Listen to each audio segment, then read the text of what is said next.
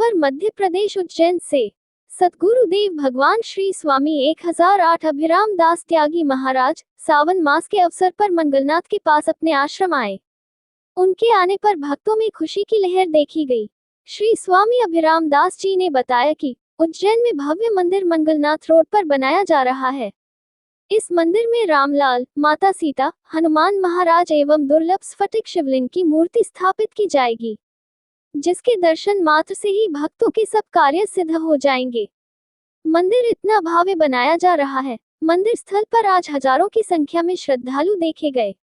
वही महाप्रसाद का भोग लगाया। श्री स्वामी जी के साथ में उनके कृपा पात्र शिष्य श्री मुनि शरण दास महाराज भी उज्जैन आए और मीडिया से चर्चा की। संतों ने बताया कि सिंहस्थ के पहले मंदिर का निर्माण हो जाएगा। वही मंदिर परिसर में विशेष रूप से कृष्ण जी की मूर्ति एवं भव्य पालन लगाया जाएगा। पालने में कृष्ण झूला झुलाया जाएगा। वही परिसर में गौ माता की विशाल गौशाला का निर्माण भी हो रहा है, जहां पर 501 गायों की सेवा होगी। मंदिर का स्वरूप देखने लायक होगा। मीडिया से चर्चा करते हुए स्वामी श्री अभिराम दास त्यागी महाराज एवं कृपा पात्र शिष्य ने बताया कि शिप्रा की शुद्धिकरण होना चाहिए। वर्तमान में शिप्रा में बहुत गंदगी देखी जा रही है। मुख्यमंत्री मोहन यादव बड़े धार्मिक प्रवृत्ति के हैं, उन्हें इसकी ओर विशेष ध्यान देना चाहिए। हमें मुख्यमंत्री पर बड़ा गर्व है कि वह उज्जैन के हैं, उन पर बाबा महाकाल की कृपा बनी है। हम साधु संत उनसे अनुरोध करते हैं कि वह शिप्रा का शुद्धिकरण करवाकर साधु संतों के प्रति अपने कर्तव्य का निर्माण करें। मध्य प्रदेश उज्जैन से संवाददाता भूपेंद्र छापरवाल की रिपोर्ट, न्यूज अवीपी से। महाराष्ट्र उज्जैन महाकाल की नगरी में जो भव्य मंदिर बनने जा रहा है, उसके बारे में आपको जानकारी है? अभी यहाँ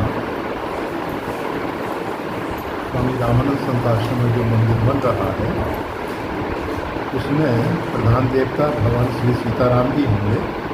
युगल सरकार को पद्मासन से विराजमान होंगे। पद्मासन में उनके पैर ऊपर होते हैं और वो चरण चिन्हों का ध्यान साधक के लिए विशेष महत्वपूर्ण होता है। तो इस प्रकार से भगवान श्री सीताराम जी का विग्रह होगा, कोई प्रधान देवता यहाँ के रहेंगे। उसके साथ साथ जो भुवन गुरु भगवान आशुतोष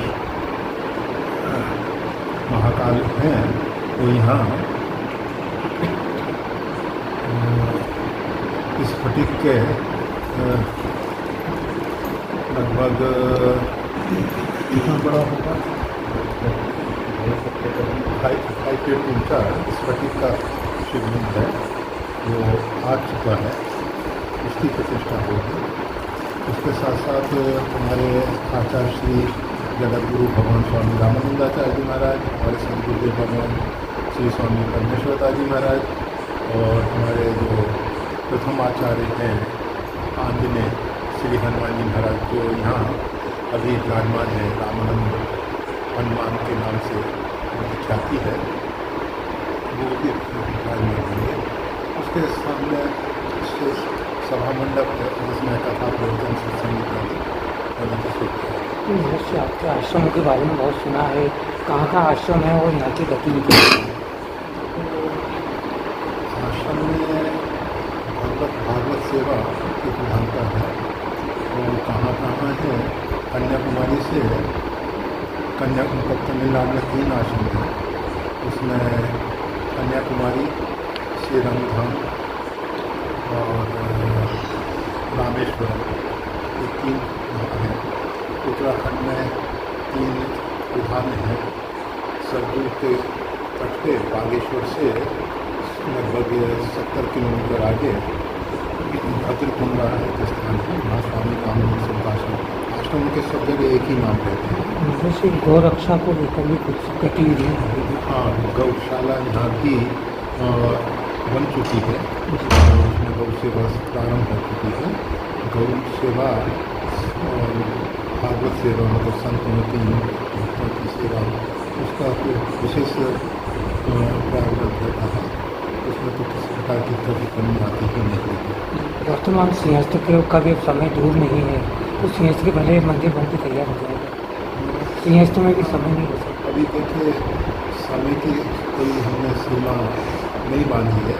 जब हनुमान जी कृपा करेंगे तब तैयार हो जाएगा। हो रहा है, गति तीव्र है, परंतु फिर भी परिसर बड़ा है और उसके हिसाब से कार्य उसमें काफ़ी है। वर्तमान में ये देखा गया कि साधु संतों का बहुत मेला लगा हुआ है, आपको तो इस तरह के बारे में पता है? संत हम सबके प्रति स्नेह रखते हैं और हमारे सदगुरुदेव का एक विशेष आदेश रहा कि जिनकी कृपा से इस देश की प्राप्ति हुई और संत समाज की विशेष सेवा, क्योंकि अगर एक संत रह जाएगा तो पूरे विश्व को बचा सकता है। विश्व में जो हिंदू संस्कृति है उसका संरक्षण हो सकता है। हिंदू संस्कृति कहने का मतलब ये है, हिंदू सनातन धर्म जो है विश्व शांति के लिए कार्य करता है, वो व्यक्तिगत शांति को नहीं देखता है। हम सब हिंदू सनातन धर्म वाले संपूर्ण विश्व ब्रह्मांड की शांति के पास सोचते हैं तो उसके लिए प्रयास भी करते हैं। ये किस पैटर्न पे बनेगा मंदिर? एक अयोध्या में जो मंदिर बना है वो अलग पैटर्न से बना है, आपके उनका जो पैटर्न है वो तो उसमें तो यहाँ का जो मंदिर बन रहा है उसमें शिखर इत्यादि जो है सोमपुरा से लिखे हुए इस सोमनाथ जी के जो प्रकार का है पश्चिम का उसी प्रकार का है। और सभा मंडप इत्यादि जो हैं वो आजकल के आधुनिक के हिसाब से रखे हैं। इसमें कहाँ से संत महात्मा करना है? और प्रतिष्ठा के समय तो पूरे भारत के जो मुख्य संत हैं वो सभी आते हैं। मूर्तियों को राज्य मुख्यमंत्री जी वगैरह पूजा वगैरह की करना वो देखो हम लोग निकल के नहीं करते हैं, वैसे स्वेच्छा से आना चाहते हैं आते हैं।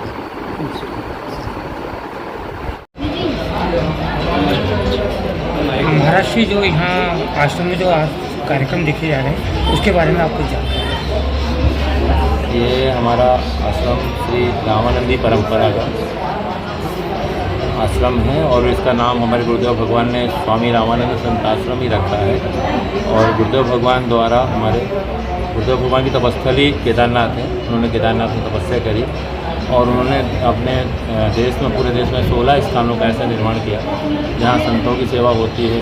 उस समय ब्राह्मण की सेवा होती है, कोई भी अतिथि भी आता है उसको भोजन व्यवस्था व्यवस्था रहती है। संतों के द्वारा सभी कार्य संपादित जाके उठ के संतों के द्वारा सभी कार्य संपादित होते हैं। रसोई भी करना है, भगवान की सेवा है, यहाँ तक कि रसोई की सेवा है, संत भगवान ही सब करते हैं। और कभी भी हमारे आश्रम में ऐसी परंपरा है कि हमारे संत परंपरा में कई मत हैं, कई मत के संत होते हैं।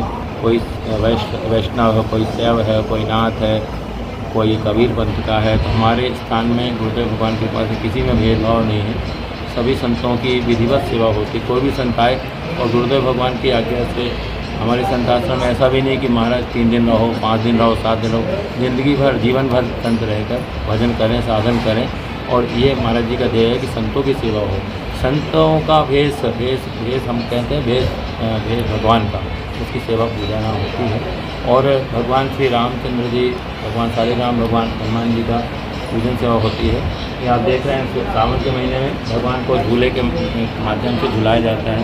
भगवान को भजन साधन शाम के समय झूले के पास जो हमारी अयोध्या शैली है, हम 13 भाई त्यागी परंपरा से संबंध रखते हैं। रामानंदी परंपरा 13 भाई त्यागी हमारे अभी अयोध्या जी में पूरे सावन भर जो झूला परंपरा चलती है, तो हमारे उज्जैन में कहीं स्थान में हो रहा होगा, ये हमारे स्थान में विशेष रूप से झूला परंपरा चल रही है। और आप कुछ पूछना चाहें तो? महाराष्ट्र यहाँ पे अभी देख रहे हैं कि ये उत्सव क्या मनाया जा रहा है, यहाँ पे कि भंडारे भी चल रहा है, साधु संत भी हैं, तो ये कार्यक्रम के बारे में आप जानते हैं? आज का जो कार्यक्रम आपने देखा होगा, श्री रामाचंद्र महायज्ञ, श्री राम जी की उपासना, राम जी की पूजन, और उस पूजन में लगभग 54 देवताओं का आह्वान होता है। उसमें श्री राम जी के साथ उनका पूजन होता है। और यज्ञ, जैसे यज्ञ आप लोग सुनते हैं कि यज्ञ, तो ये रामाचंद्र महायज्ञ कैसे हुआ? एक दिवस में यज्ञ हो जाता है। यज्ञों में आपने देखा होगा कि 7 दिन या 5 दिन चलते हैं। यज्ञ में समिधा, फिर समिधा शुद्ध मिल गई मान लीजिए तो साकल्य शुद्धता होता है, फिर यजमान शुद्ध हों, फिर ब्राह्मण शुद्ध हो। क्यों शुद्ध हो? क्योंकि यज्ञ ऐसी जगह होता है जहाँ पर उतनी व्यवस्था नहीं होती कि समय समय से स्नान करने होती, शुद्धता होती रहे। तो एक संविधा मिलेगा, घी नहीं मिलेगा शुद्ध। तो इस रामार्चन यज्ञ में एक ही दिन में पुष्पों के द्वारा भगवान को 1000 आहुति दी जाती हैं और उसके द्वारा यह रामार्चन यज्ञ होता है। उसमें सभी देवताओं का पूजन भी हो जाता है, राम जी का विशेष रूप से पूजन होता है। और रामार्चन की महिमा बहुत पुरातन काल से चल रही है और हमारे अयोध्या में इसका प्राकट्य हुआ रामार्चन यज्ञ का, और पूरे देश में हमारे गुरुदेव भगवान द्वारा यह यज्ञ रामार्चन महायज्ञ कराया जाता है। देश विदेश के सभी संत उपस्थित होते हैं, भक्तों को इसमें सम्मिलित होकर के अपना जीवन उद्धार करने का अवसर प्राप्त होता है। महर्षि आपने बताया था कि जो मंदिर बन रहा है वो किस पैटर्न पे बन रहा है? श्री राम जानकी मंदिर, हम कहेंगे कनक बिहारी बिहारणु जी का मंदिर का निर्माण चल रहा है और विशाल रूप में श्री कनक बिहारी सरकार जी उसमें आकर विराजमान होंगे। उसमें हमारे गुरुदेव भगवान की कृपा से स्फटिकेश्वर महादेव भी हैं। स्फटिक के विशाल शिवलिंग के दर्शन होंगे जब मंदिर की स्थापना होगी, तो उनका भी आगमन हो चुका है। और मंदिर का पैटर्न कहें या उसका कहें तो एक हमारे जो अयोध्या शैली में जो भगवान राम जी का कनक भवन है, उस शैली में हमारे राम जी यहाँ विराजमान होने वाले हैं। महर्षि आज जो कार्यक्रम हुआ इसमें कहाँ से लोग पधारे? हमारे इस कार्यक्रम में ओंकारेश्वर क्षेत्र से है, यहाँ गुना जिले से हैं, कुछ अयोध्या के संत थे, कुछ वृंदावन से हैं, कुछ चित्रकूट के हैं, जो संत पधारे। और हमारे जो लगभग जैसे हमारे 200 संतों का आज आगमन हुआ और उनका प्रसादी हुए, भक्तों को भी अवसर मिला, करीब 250-300 करीब भक्त भी आए। उनका सबकी प्रसादी, सबका भोजन, और हम तो प्रसादी कहते हैं, तो प्रसादी विधिवत हुई, पहले पूजन हुआ, अर्चन हुई, आरती हुई, कथा हुआ, उसका सब संतों का भक्तों का प्रसादी हुई, चल ही गई। गौ रक्षा के लिए गौ रक्षा के लिए हम तो संतों कहीं भी देखें, वैष्णव संत हों, कोई भी संत हो, जहाँ गौ माता की रक्षा, गौ माता की सेवा का सवाल आता है, तो संतों के द्वारा जो सेवा हो रही है, कभी आप जाके देखेंगे संतों की गौशाला, संतों के द्वारा जो संचालित गौशाला, वहाँ आपको गाय के स्वरूप और बछड़े के स्वरूप अलग ही दर्शन होंगे। संतों का ये भाव रहता है जैसे हम खाते हैं, हम कहीं खाते हैं, हमारे द्वारा जैसे भोजन, हमारे एक संत कहते हैं कि महाराज हम लोग को कोई अकेला चावल भात दे देगा, खा लेंगे। ऐसे संतों का ये रहता है कि जैसे हम भोजन करते हैं, भोजन में हम दाल, रोटी, सब्जी, चावल, अचार लेते हैं, ऐसी हमारी गौ माता के लिए भूसा तो है ही, उसमें हरा चारा भी हो, उसके लिए खल भी हो, काकड़ा हो, चूरी हो। ये संतों के द्वारा कभी भी आप देखें गौशाला में, तो संतों को ऐसा नहीं कि जो गाय दूध दे रही, सभी को वो वस्तु प्राप्त होती है, इसको बाटा कहा जाता है। और खूब गौ माता की सेवा हो, संतों का ही भाव होता है। और दूध की अपेक्षा संत नहीं रखते हैं, जो देसी गौ का ही सेवा हो रही है। और हम कभी भी संत दूध के लिए नहीं रखते गाय कि हम इतना खिलाएंगे तो इतना दूध होगा।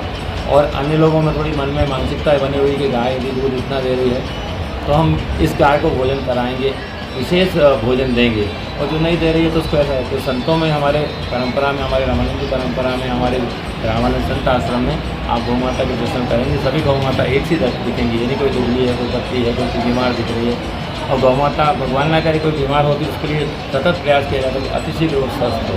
महाराज जी शिप्रा शुद्धिकरण के लिए, शिप्रा शुद्धिकरण के लिए शिप्रा शुद्धिकरण के लिए हम तो बहुत संत समाज चिंतित है। अभी 2 वर्ष पहले आप सबने देखा होगा, सुना होगा कि उसके लिए धरना आंदोलन किया हम सब संतों ने, और उसका कुछ आश्वासन मिला हमको उस समय, जो वर्तमान मुख्यमंत्री थे, कि इसका शुद्धिकरण होगा। हम ये कहते हैं कि क्षिप्रा अवंतिकापुरी है, सब पुरिया में, और लोग आते हैं सिर्फ दर्शन करने के लिए और क्षिप्रा जी में स्नान करने के लिए। और क्षिप्रा जी का जल इतना दूषित है कि उसमें स्नान करने का मन होता ही नहीं है। क्यों दूषित है? क्योंकि अनेक नाले और इंदौर का पूरा ऐसा कहा जाता है गंदगी पूरी आके क्षिप्रा जी में मिलती है, वही यहाँ प्रवाह होती है।